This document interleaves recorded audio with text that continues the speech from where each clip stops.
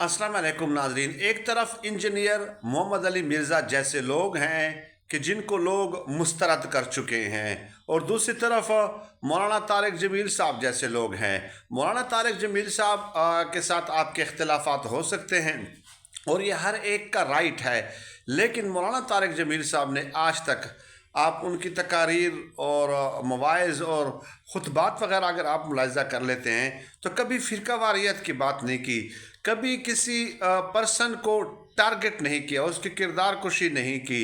यानी जो उनकी गुफ्तगू का अंदाज़ है वो भी मुदल्लल होता है, और ज़ाहिर है ऐसे पर्सनैलिटीज़ का ऐसा ही अंदाज़ होना चाहिए।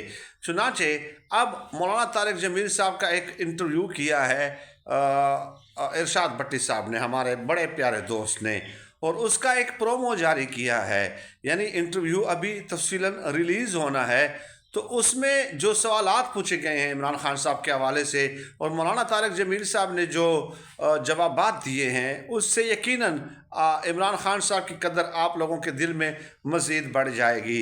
इरशाद भट्टी साहब ने पूछा कि आप इमरान खान साहब के साथ कई बार मिले हैं, कैसा इंसान पाया है आपने उनको? तो मौलाना तारिक जमील साहब बताते हैं कि वो एक सच्चा इंसान है। और फिर इरशाद भट्टी साहब ने कहा कि अगर आपकी जेल में उनसे मुलाकात हुई तो आप उनसे क्या कहेंगे? तो मौलाना तारिक जमील साहब ने कहा कि मैं उनसे कहूँगा कि शाबाश शाबाश, डट के तुमने बहादुरी के साथ जेल बर्दाश्त की है, तुमने तारीख़ का धारा बदला है। यानी पाकिस्तान की सियासी तारीख़ में शायद ही ऐसी कोई जेल किसी ने काटी हो जिस तरह आपने काटी है। यानी मौलाना तारिक जमील साहब का यहाँ पे इशारा फिर ये बगोड़े ख़ानदान की तरफ भी हो सकता है ना, क्योंकि ये तो 3 दफ़ा माशाल्लाह भागे हैं और पूरी दुनिया की सब बीमारियाँ इनके अंदर पैदा हो गई थी और फिर सेहतमंद हैं। जैसे ही बाहर गए जहाज़ में बैठे तो सेहतमंद हो गए।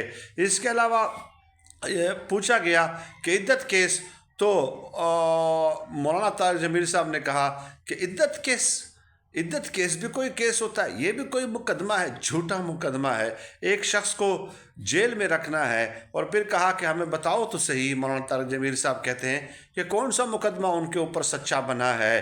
तो ये बहुत बड़ी गवाही है इमरान खान साहब के हक़ में। और मौलाना तारिक जमील साहब से हट कर ये हकीकत तो है ना, बच्चे को नज़र आता है ना कि इमरान खान साहब ने जिस तरह जेल काटी और जिस तरह भगोड़े, मफरूर, इश्तिहारी नवाज शरीफ साहब ने जेल काटी, उसमें ज़मीन और आसमान का फ़र्क है।